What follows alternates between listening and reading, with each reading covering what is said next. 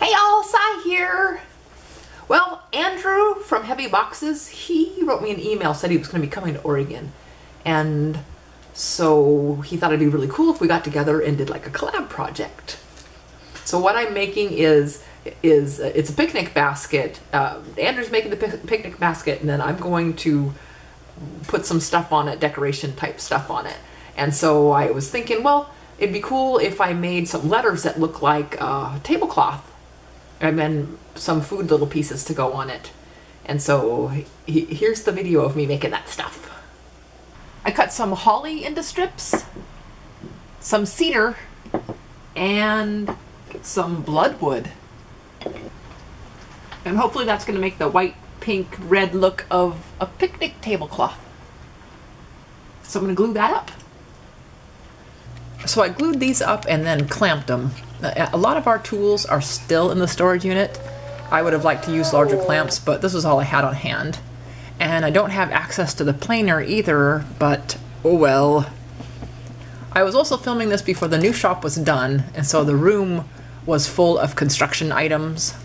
And the table saw was in the guest room, so I used it real quick to cut these pieces square but long, then arranged them into the tablecloth pattern.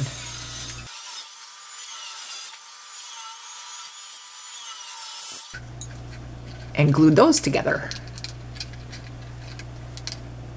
Andrew was making 2 picnic baskets, one for me and one for him, so I was thinking about how to decorate them, and I found some pieces of fruit and other food things and cut them out of 1/8 inch or so tongue and groove pine.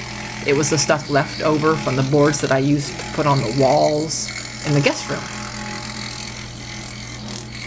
I also found an ant, and I thought it would be really fun to have a picnic guest, or an unwanted guest, maybe. I used walnut for the ant, and some holly for those eyes. It would have been nice to run this through the planer before moving on with it, but I don't have access to it right now, so I just went ahead and started cutting out the letters with the scroll saw. Then I took them to the pneumatic sander, and I think they look awesome!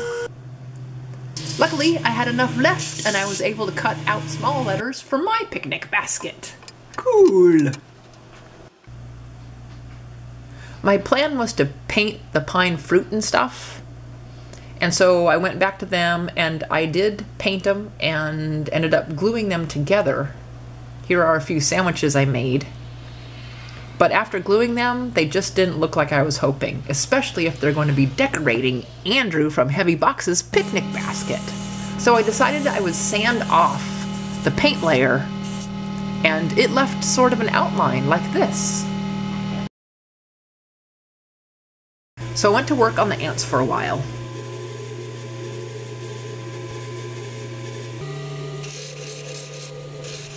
I was really excited about making these ants.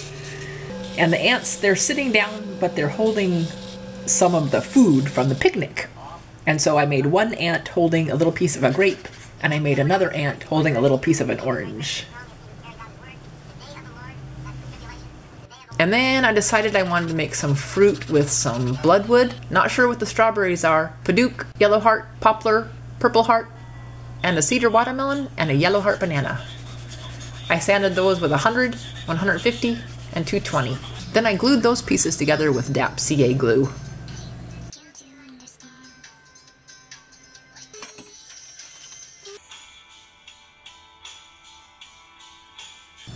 And I glued together the ants. I used my wood burner to add some detail to the oranges. I added some seeds to the watermelon and also added some pupils to the ant eyes. I wiped them all down with a tack cloth and set them up for a spray.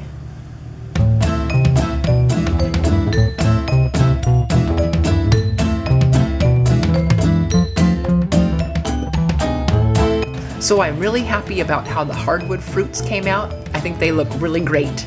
And even the pine woods that I made that I painted and then sanded off, I think they turned out okay. So I am going to let Andrew have the fruit with the hardwoods, and I'm going to have the pine fruit.